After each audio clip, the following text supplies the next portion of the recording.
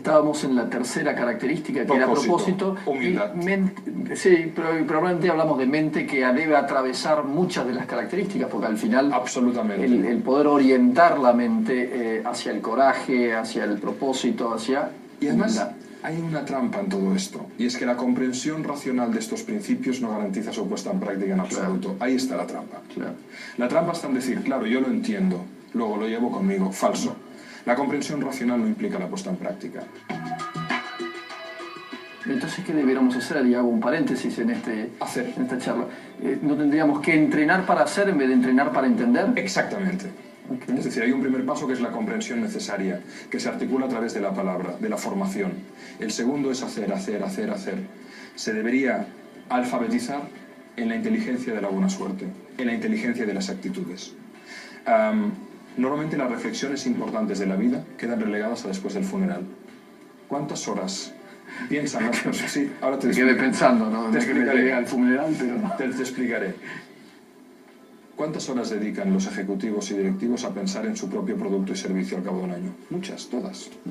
¿Cuántas horas dedican esas mismas personas a aplicar esa inteligencia adquirida en su universidad o en sus seminarios a hacer de la propia vida un objeto de pensamiento? Casi ninguna. De ahí debe venir tu frase de: hay muchísimos profesionales que pagan un precio excesivamente alto por su salario. Ahí está la paradoja. Pagan un precio no solo en lo económico, sino en un esfuerzo excesivo, en una pérdida de calidad de vida, incluso en una pérdida de sus propios principios. ¿Y cómo viene ahora después el tiempo después del funeral? Claro, porque es ahí, cuando se muere esa persona joven de infarto, donde nos cuestionamos lo esencial. Okay. ¿Para qué vivo? ¿Cuál es mi propósito? ¿Cuál es mi misión en la vida? ¿Cuáles son mis principios? ¿Cuál es mi paradigma? ¿Cómo creo yo mi buena suerte? ¿Estoy dedicando tiempo a mis hijos? ¿Estoy contribuyendo a mi sociedad? ¿Estoy creando las circunstancias para que en mi empresa crezca el talento? ¿Estoy buscando ámbitos de conciliación para hacer que las personas que trabajan en mi equipo se ganen suficientemente bien la vida y además tengan voluntad de sentido y quieran venir a trabajar felices? Estas preguntas fundamentales que estás haciendo, una de las cuales mencionaste es la buena suerte, son probablemente la orientación final a la cual le voy a dar a la buena suerte cuando yo la pueda construir. Es decir, el destino de cómo la voy a definir. ¿Para qué? Exacto, el para qué. La cuestión final es el para qué. El coraje, la responsabilidad, el propósito, las otras dimensiones están en función de la construcción de esa postura existencial de la buena suerte, que la buena suerte además no es buena suerte si no se comparte.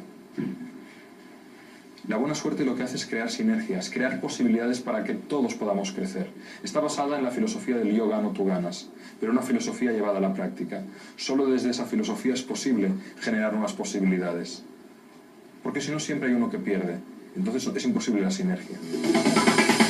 Bien, entonces volvamos ahora, estábamos en la cuarta. En la cuarta, ya viene la quinta que es la humildad. Okay, del latín viene de la palabra humilis, que viene de humus. Es decir, humildad es la capacidad de renunciar a lo accesorio para poder desarrollar lo esencial.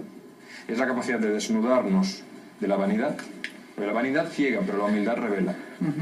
Entonces, si tú te fijas en los grandes empresarios, muchas veces, a las personas que han creado muchísima riqueza tienen siempre esa visión de que todavía queda mucho por hacer, de que todavía queda mucho por aprender. Steve Jobs, en la conferencia que hizo en Stanford, stay foolish, stay hungry. Es una llamada a la humildad. Tened hambre. Puede ser hambre física, puede ser hambre espiritual, puede ser hambre en cualquier dimensión. Claro. Pero es necesaria esa sensación de falta para poder tener en la catalización, la energía que nos permita seguir andando. Bien. Y luego estaría la sexta dimensión, que es la más importante, que es la dimensión del amor.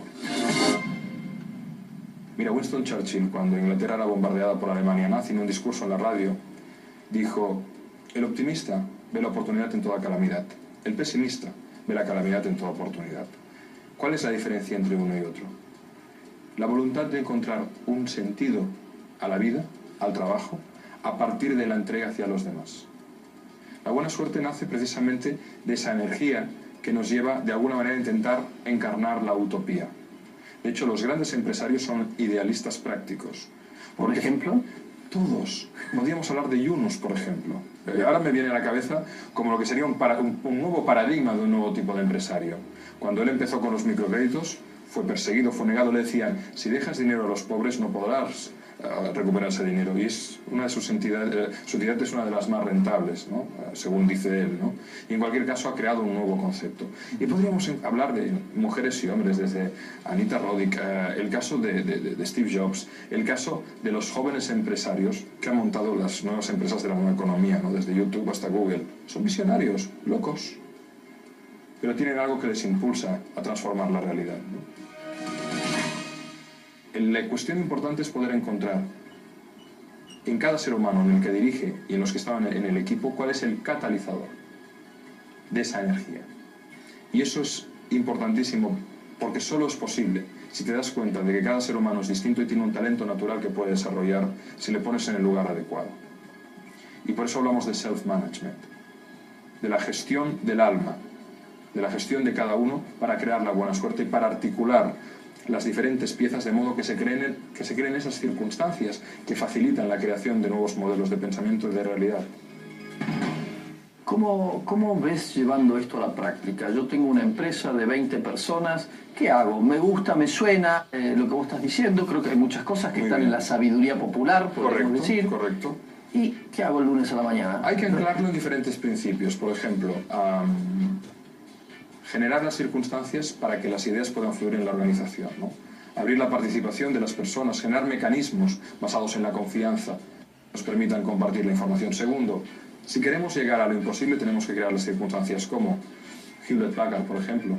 El presidente corporativo, el señor Yang, en su día generó las reuniones imposibles. ¿En qué consistían? En que los empleados propusieran lo imposible. Hubo uno que dijo: se me ocurre la idea, en lugar de desarrollar nuestros productos en 3 años, lo podríamos hacer en 1 año, y que el precio, en lugar de ser $1000 por producto, fuera $100. Los otros decían: eso es imposible. Muy bien, ¿qué tenemos que hacer para que eso sea posible? Y de ahí nació la estrategia de ganar el dinero, no con la venta del producto, sino con la venta de los cartuchos, con lo cual se regalaba la impresora. Eso llevó a Hewlett Packard a una situación de liderazgo competitivo. En 3M, por ejemplo, Spencer Silver, en cierta ocasión, uno de los ingenieros técnicos de mayor peso de la compañía, hizo una mezcla de pegamento que no funcionaba bien. Estuvo 15 años preguntando al equipo qué se podía hacer con una mezcla de pegamento inútil, y su compañero Art Fry le propuso la idea de pegar ese pegamento a unas tiras de papel y quedaron en Post-it, una de las patentes más valoradas del siglo XX. Georges de Mestral, un ingeniero suizo, salió a cazar al bosque, abatió una presa y vio que cuando la fue a recuperar su ropa y la de su perro estaba impregnada de semillas de cardo. Le era muy difícil extraer esas semillas del pelaje, pero él pensó: este mecanismo de adherencia, si yo lo pudiera replicar industrialmente, daría lugar a algo interesante, y creó el velcro, una de las 10 patentes más importantes del siglo XX. Wow. Todos ellos crearon la buena suerte a partir de esa energía puesta en la creación de circunstancias imposibles.